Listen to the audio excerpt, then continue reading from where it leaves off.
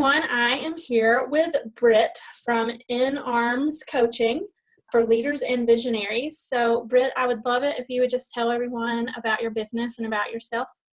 Yeah, absolutely. Thank you so much for having me. So I provide entrepreneurial guidance and mentorship for women business owners and a few good men. I work with a few men privately, but my groups and programs are just for women. And they're for women who are specifically building heart-centered, out-of-the-box businesses that they don't want to come at the cost of the rest of their life. So my business model is sort of the opposite of the no pain, no gain model. Or philosophy, and really about building a heart-centered business that also allows you work-life balance and doesn't cost you, sanity, overwhelm, just all these different pieces of your life that many of us grow up believing that we have to sacrifice in order to have a successful business. Right. And that's what I'm all about with my business and website is creating passive income so you're not sacrificing. You started your business as a single mom, I read, with a baby. I think our listeners would love to hear about that and how you got started and how you found the time to start building the business. Yeah, it was definitely this idea for this business came about pretty much as I hit the bottom of the barrel. My daughter's father left when she was about 15 months old. And it took me a year or two. At that point, I had a master's degree, but I was waitressing 5, 6, sometimes 7 nights a week and leaving her at night to go work. And it took a year or two for me to come out of crisis mode and heal and be able to kind of even see around me. But when that happened, and she was probably late toddlerhood, I realized that this was not, one of the silver linings of becoming a solo parent with sole custody was that I really got to make up what kind of life I wanted for us. I wasn't, I wasn't encumbered by custody or having to share or having to stay in one location. It could really be whatever I wanted it to be. And what I didn't want it to be was me barely making ends meet and having to leave my kid most nights. And then the other thing that happened was that I had to make a long story short, I had a history of working with people in challenging times, and it kind of morphed into what I was able to offer women who were parenting and had kind of lost themselves in being a parent of a young child. So In Arms Coaching started as a parenting coaching business, but all the women who came to me wanted my help with more holistic stuff, and it turned into life coaching. And then, and when I started In Arms Coaching, I literally had 4 hours a week to build it. So I had put her in a preschool program that I think it was 2 hours a day, 3 days a week. And of that, I got 4 hours a week that I didn't have a child and I wasn't serving burgers and beer in which to build this business that would allow me to serve people and feel good about what I was doing and also get out of the rat race and only barely making ends meet. If you want to read more, everyone, you can visit Britt's website, which I will link to. She has a very powerful and interesting about page. I loved it, and I loved how open you were on it. I just think it's great and very inspiring. Thank you. And I think I read on there that you hired a business coach. So I hired a business coach before I actually knew what my business was going to be. It was the second session that we hit upon In Arms Coaching. Okay. Yeah, but from the start, and I've been with her, it's been about 10 years. I've been with her ever since, and would not, when I hit 7 figures, I'm still going to have her by my side. And I imagine that plays a huge role in your time management and just knowing what you're doing when you sit down to work. Yeah. So time management was a different story because I really had to create a system that worked for me. And, when you see time management tools on whatever, if you Google time management or the books, they're generally not talking about completely frayed at the edges, single moms who work at it wasn't, it didn't work for me. So I had to create my own time management system. But what she really helped me with was being as focused and clear as possible. When you have 4 hours a week to build your business, you better know exactly what you're doing when you sit down, and you better have a bird's eye view of what the overall goal is. And she was absolutely invaluable at helping me get the bird's eye view and then working backwards so that every time I sat down to work, I knew exactly what I was supposed to be doing. And I got it done in half the time. Then when we like sit down and we're like, oh, what do we do today? And then you get on Facebook and then you answer an email. Mm-hmm. Yeah, she was invaluable. Okay, so I take that as that is one of probably the first things you recommend for people starting their business or with a young business is finding a way to hire a coach and work with a coach. Yeah, to have some sort of guidance and support and accountability. I mean, it's not a coach for everyone, but for many people, that's really helpful. And it's not like you can't do it by yourself, but it's going to take a lot longer and it's not going to feel as good. It's going to cost you, ironically, a lot more in the long run to try to do it by yourself than to just be like, this is an investment. I want this. I'm committed. Let me put my money where my mouth is and get some support. Right. Yeah. No, I fully agree with that. So I feel like I spend a lot of time because as a mom, you're often interrupted and your focus is a million places. So then when you sit down, you're like, oh, what? I know I had things to do. Yeah, there was something. I know there was something I was supposed to be doing today that didn't involve cleaning up dog vomit or finding someone's shirt. Yeah. Totally get it. Yeah. So let's jump right into what are your tips or how do you manage your time and your business and everything else? Yeah. So I created something right back in those 4-hour work weeks called Sacred Structure. That's basically just my time management system. I hate the phrase time management because in my head, it's something that I've tried and failed at over and over again. And Sacred Structure really refers to the fact that it helps me to think of time as a container. So it holds the things that are special to me. And in order for it to work effectively, I have to get really clear about what's most important. So every quarter, I think about like, what is the big focus? First of all, what's the focus for the year? And not just in my business, in my personal life too. You know, I got married last year and all of a sudden, like nurturing my relationship had to have a place in what was important to me. Otherwise, you know, it's 5 years and we haven't had a conversation and we hate each other, you know? So it gets adjusted periodically, but I look at what's most important and then what are the steps to building it? And then I make sure that there's time in my week for those things first. Okay. And I'm really just giving you a nutshell version, but it's very much about setting boundaries. It's very much about knowing my priorities. And it's very much about being clear about end goal and the steps that lead up to it. So for instance, when I have like, you know, for instance, a goal in Arms coaching right now is visibility. I'm doing a lot of work around being visible.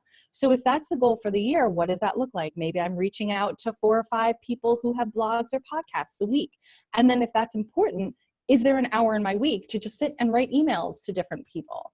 So it's a structuring system that allows me to see time as a container. And that's been like, seriously, I wouldn't have gotten as far as I've gotten without that system in place because it feels good to me and it makes sense. So I don't rebel against it the way I do with other time management forms.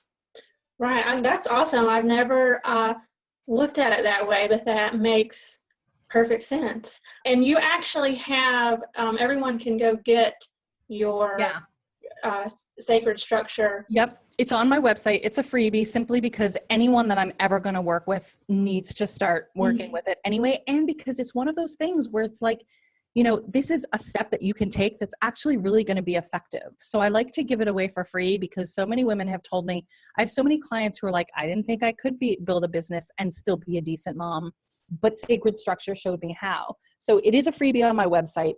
You know, please, if you're listening and this is like you, please grab it. Yeah, I'm going to put the link for that below, and I actually signed up for it, and I've started reading through some of it, and it's really great stuff. I can't wait to dive deeper into it, and really, it comes with a workbook that you can print out or edit on your computer. It's great. And so with that, you kind of already talked about how you prioritize your schedule. It's looking at what's important to you. When life gets chaotic, how do you stay focused, or what are your tips for staying focused or getting back on track Yeah, that's such a great question because like when does life not get I know. chaotic, right? I mean, it's just Mhm. it's almost like a natural state. So there are a couple of tips. The first thing that I've gotten really adept at, which possibly has literally saved my life, that might be slightly melodramatic, but not very, is the art of delegation. So every single thing that comes on my plate, I literally think, A, does this have to be done? Mhm. Yes or no? If it has to be done, does it have to be done right now? If yes, do I have to be the one doing it, or is it just important that it gets done? So I have a team now, which I feel so grateful for. And my first impulse is to see if someone on my team can take it, if it actually has to be done. But for instance, we're having this. So we just, with the free time that I've created, my husband and I started a pit bull rescue this year, which has been a lifelong dream of mine. And I managed to create an extra day a week, not an extra day a week. I still only have 7, but a free day, no magic, but a free day a week where I could just devote to Pity Posse. And we're having a huge launch party on Saturday. And I have a list, like seriously this long, of things to do. And one of them was like, go to the dollar store and get 15 different things that we need for it. And our friend who was helping us was like, I can go to the dollar store today. And my first impulse was like, no, no, no, no, no. I got it. Like, I know what color I want the tablecloth. Like, I Mhm. got it. And then I was like, that's so dumb. I can tell her we need blue tablecloths. I don't have to be the one to go to the dollar store. And I was like, yes, please go to the dollar store. And that's just a little thing, but it might be something in my business. Like, you know, do we, yes, we need a Facebook ad campaign. Do I have to be the one who creates really anything for it because I suck at that stuff? No, doesn't have to be me. My team can do it. And it's even the little things like in the morning, my husband might say, hey, do you want me to take the kids to school? And my first answer is always like, no, no, no, I got it. Like, I feel like I probably say that in my sleep. No, no, no, no, no, I got it. Mhm. And then I'm like, wait, he really could take like, I could just have a little free time. So the first thing is to get really clear about what's happening. And if any of it can be delayed, declined, or delegated. Ooh, that's like a really great D list. Delayed, declined, or delegated.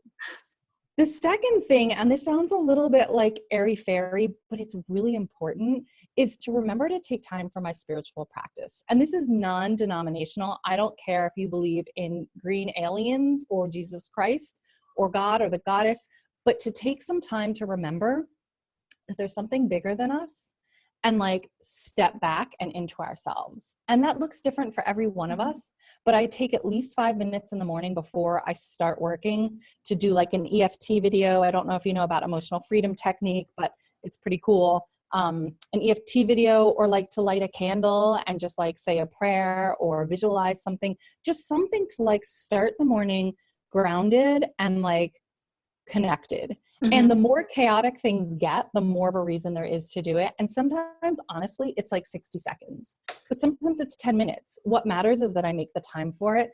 And the more I make the time for that, the less chaotic chaos feels, if that makes Mhm. any sense. It's sort of like a tree in a hurricane. Like if its roots are deep enough, it doesn't actually get blown over most of the time. But if the roots are really, really little and it's a sapling, the first wind is going to knock it over. So I think of grounding as like that setting of the roots so that whatever is going to blow in your face that day, it doesn't actually knock you over. It just maybe waves your branches around a little bit. Mhm. That's a great illustration. I'm bad about sometimes skipping that time in the morning, and because you just think, oh, I've got to hit the ground running and jump on that to-do list, when really it should be the first thing. And you're right. I mean, it just makes for everything better and easier day. Yeah, I agree that it is important. Yeah. What's really helped me stick to it is seeing the effects when I don't. Like legitimately, I sign more clients when I'm doing that. I'm happier. I eat less crap during the day. I fight with my husband less. Like it's really become that thing of like when I don't do it, I see the results so quickly that it's just stupid not to do it. And even if I make it a 60-second day, I know I've done something. Right. But it just doesn't pay for me to not do it anymore because the results are really dramatic between doing it and not doing it. I know for in the past, before I really kind of pinpointed, I would go through periods of just feeling, I just feel off. I don't know what, I just feel off. And Yeah, then, I would get back into it and be like, this is why I felt off. this So is it. yes, I'm encouraging everyone to take the time, to start your mornings in Yeah. some similar fashion. The other piece that I just want to mention quickly, because you probably have a lot of moms watching this, and this is when I can't find the motivation for myself, I remember that there's a girl watching me teach her how to be a boss. And I want her to see me saying, after I meditate or do this thing or whatever, then I'll get to breakfast. Like, I need a minute. Or watching me like make a gratitude list. Like, they're watching us. And there's this whole thing in this country of sacrifice, and like money comes before connections, and we're too busy to parent, or we're too busy to listen to a story or cook dinner from scratch. And we have to start showing our kids something different, because we're all getting really unhealthy and unhappy. So when I can't remember to do it for me, I remember to do it because she's watching me and I'm teaching her. Yeah, that's amazing. And that's very inspiring. It definitely inspires me to make sure that I'm taking that time. I mean, because it is also, and it's not just for yourself, it's for those little ones that are watching you, like you said. Yeah. So yeah, I think that's a very great tip for everyone to take note of and start implementing into your day. You have time. You can fit it in.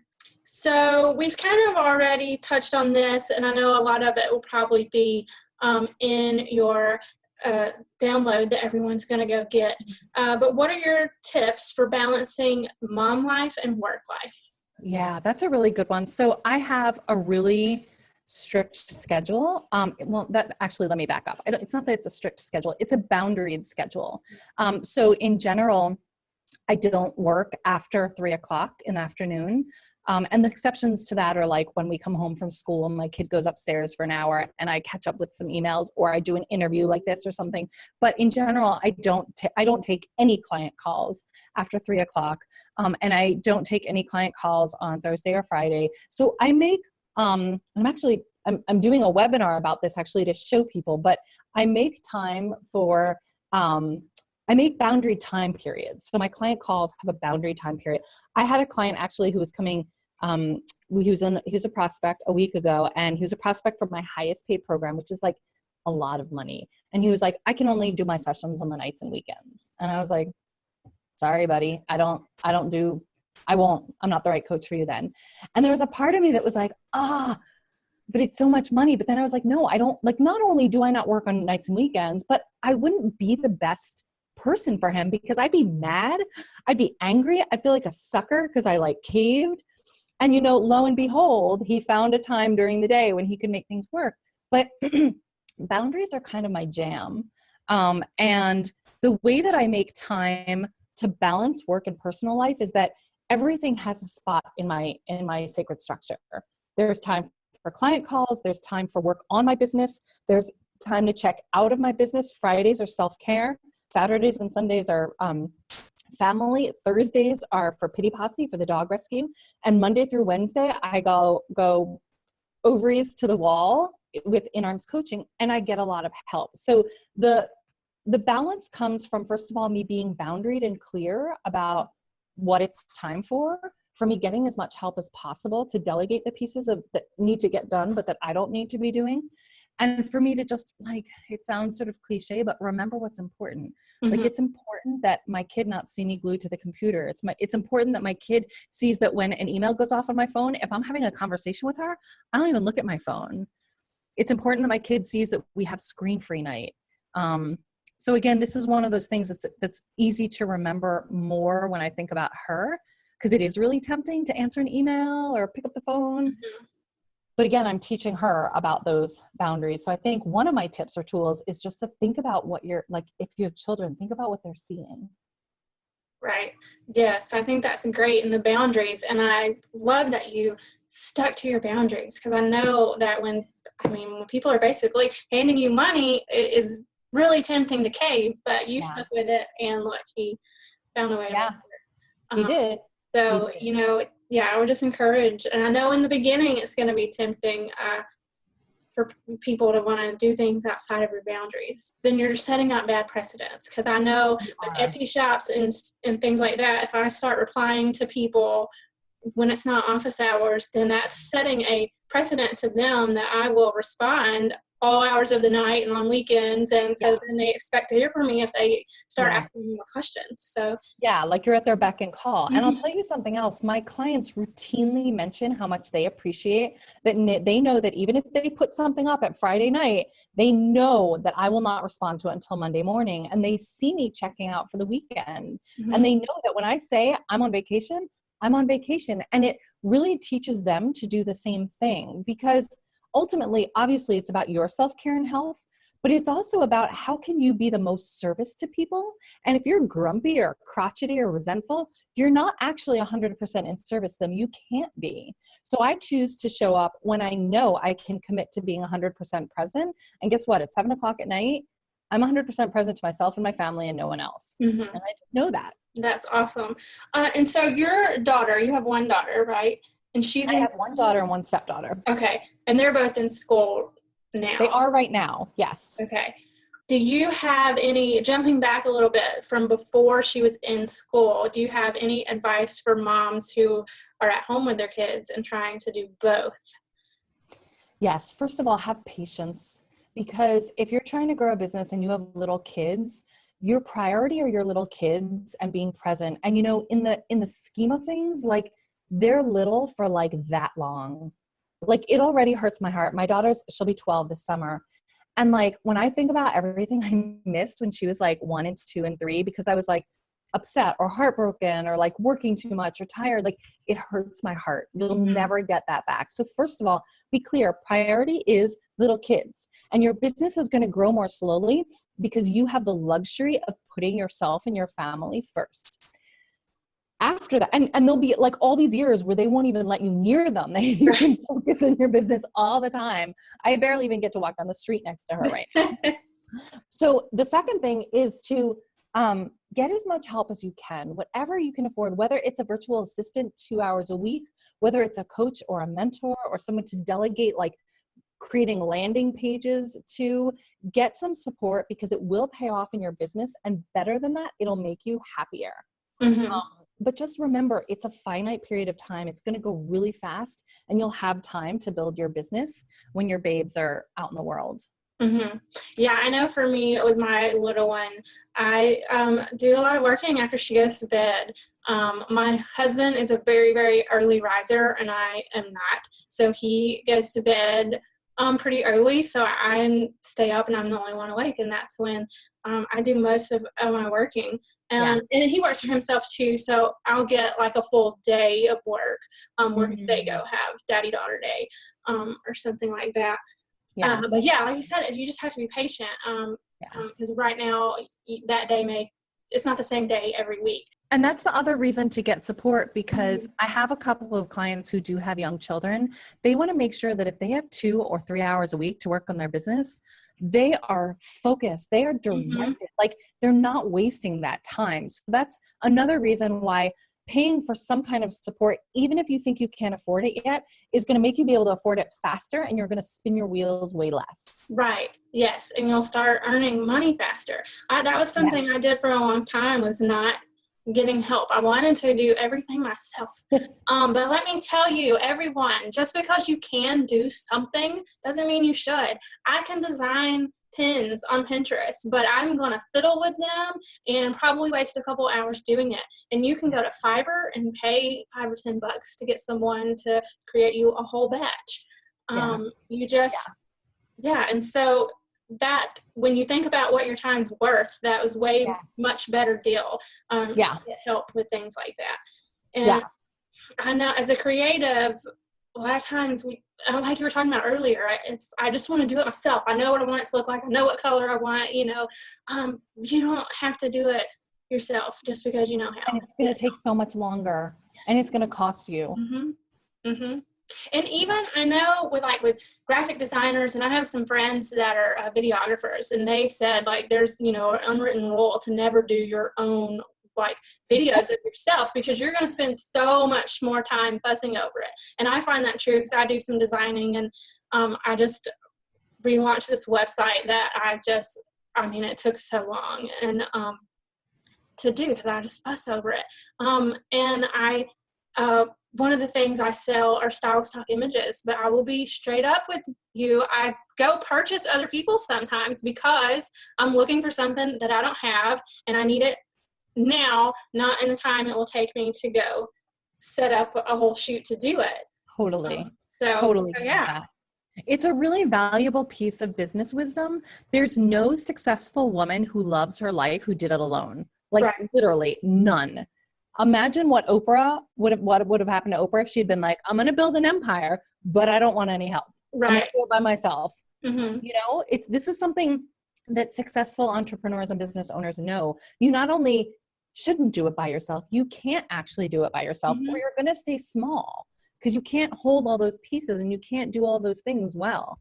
Let's jump into, I want to hear a little bit more about your coaching programs and your products and everything that you offer, because like we said, it is valuable to get a coach and to get mentorship and help and to help you focus. Yeah, absolutely. So we have, right now I have free membership on Facebook. That's really just like a community space where I get to love up on people. And that's called Tribe of Sacred Rebels. And anyone opting into Sacred Structure is going to get invited to it. So no need to shout that out independently. But then I have one e-course.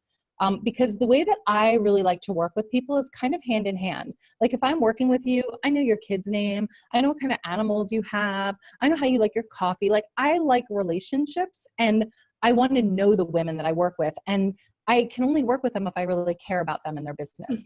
So Biz Blocks is sort of like our intro e-course that if you don't have a lot of money, but you really need to get to the point where you have more money to invest, Biz Blocks is like all of the curriculum that I used to take sort of 101 clients through. And we put it all into an e-course so that we could price it really low. It's got accountability and structure built into it, but it is designed to do on your own at a low price point. From there, I have 2 group programs, which are awesome and I love. And one is the SAS Circle, which is more of like, it's more for new beginner young business owners, and it's more of like an accountability group, but it's also got a lot of content that I hand designed for them. So they might say, this month teach us about funnels, this month teach us about boundaries. There's a lot of content that comes with it. And they're just all awesome. And then I have a mastermind program that's more for intermediate to advanced biz owners. And that's pretty awesome. It doesn't have content, but it has a lot of support. They get more private time with me one-on-one so that we can work specifically on their programs. And then I have a top level VIP private program that I think right now we actually only have 1 slot. There was a recent sort of funneling into that. And a lot of people signed up at once. So we actually, I think, only have 1 slot for that. And that I'm very choosy about because that's basically me holding hands with someone for 4 months. Mm-hmm. And it's sort of a very intermediate level, like make this work kind of program. And I really love that, but that's very, it's intensive. It's a lot of work and it's a lot of commitment. So those are my programs right now. And then every year I do a couple of live retreats for my clients, and anyone who's working with me is invited to join them. They're 2 to 3 day retreats. They're really awesome. I had one client tell me that she would have paid for the whole 9-month program just to go to the 3-day retreat. And they're really connective. One of the things that women really like about my programs is that the women get really close. They really support each other. Sometimes they get on airplanes and go visit each other during the summer. It's very connective and personal because that's how I believe that we are built to create things like in community. Women are biologically programmed to work in community. So I create very tight-knit containers for community where women feel sort of safe and supported to grow. That's great. And you do what you call a catalyst call. Yes. To sort of fit people for the programs. Yeah, it's like your basic free consultation or complimentary call. It's a 40 to 60-minute call for women who want to join one of the programs, but aren't positive that I'm the right fit for them or aren't sure which program. And there's a link on the website on great. www. Well, I'll make sure to link all of that up below. Do you have any time management tools or apps, or really just any apps that you just love and can't do without with your business? Mile IQ is one that I just got turned on to. Is that what it's called? Do you know about this? Mm-hmm. It's so cool because mileage is something that I never track. I always forget. And so this thing is just the most, like, honestly, this is revolutionary to me. So I love that. Yeah, we have that too. My husband and I both do. It's great. There may be a small fee, I can't remember, but basically it tracks everywhere you go, and you get on your phone whenever you have a chance, and you swipe left or right for that was personal or this is business, and it keeps a tally of how much you're going to get back for those miles you're ranking. So yeah, and it like gives you reports, like you've done this many miles for your business this month. It's honestly, stuff like that makes me so happy because I just wasn't tracking mileage and I was losing tax deductions for it. Oh yeah, me too. And I know, like, we try to keep a notebook, and then I'm like, oh, I forgot to write in the notebook. And so this, as long as the app is running, it does it automatically. It's great. And you can track it if you're going anywhere for a meeting, if you're going to work in a coffee shop, supplies. Yeah, so it's awesome. It's a great one. So the mantra for my business is to help moms think like a boss and play like a mom. So I just want to know, what are you loving lately about being a boss? You know, for me, one of the really joyful things about being a boss is getting an invitation to show up as a leader. And as a leader in a feminine leadership model rather than the old patriarchal masculine one. And I really love it. I really love being able to sort of be urged to walk my talk, because I have to remember that people are watching me. And because I'm also really, like, my clients, I tell my clients personal examples and stories all the time if it will illustrate something I'm teaching them. But I know that I'm accountable in a way to my community and to my clients and to my family and to myself. And I really love being able to show up in a position of strong, nurturing, firm, feminine leadership. And that to me is one of the best things about being a boss, really, like, modeling that. That is amazing. And what are you loving lately about playing like a mom?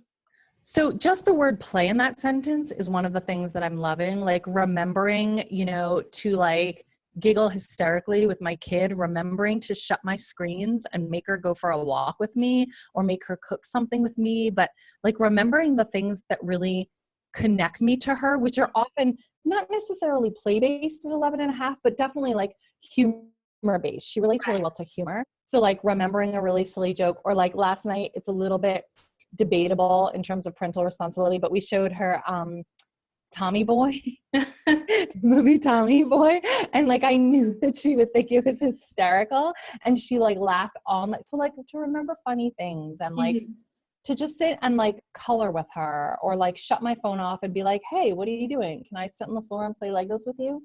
So it's like the word play, but it's also about the word connect and remembering to connect with her. Like sometimes you can be having a conversation with someone and not be connecting with them. Or you could be not having a conversation with them, but connecting really closely. And it's about remembering to connect, not just as a parent with her, but with the people that I love in general and what that looks like. I think that's great. Well, thank you so much for coming on this call with us, Britt. I was so excited to connect with you, and everyone, please go check out her website and read about her. Oh, and also, I forgot to mention, when Britt was talking about her days and how she has those boundaries, you have a blog post about that, actually, where you list out your week. Yes. And I read it, and it's thought it was really cool to see that and get the behind the scenes look. So I'll link to that too. Awesome. Thank you. Yeah. I thought it was interesting. It made me want to get my schedule down as best I can with. And of course it's always changing. And that's the thing about my schedule. Like the blocks are movable. So it's not about being like really hardcore, like, but I said I was going to do this today. It's about there needs to be time for this in the week, and it might come Monday morning or it might come Tuesday morning, but it's important and it goes first. Yeah. So I'll link to that. Everyone go check it out. Check out her programs. And I look forward to going through the Sacred Structure. Yeah, Sacred Structure. Awesome. Thank you so much. I said, let me know what you think. And if you get stuck, if you have any questions, and thank you so much for having me. This was so much fun to sit and talk about.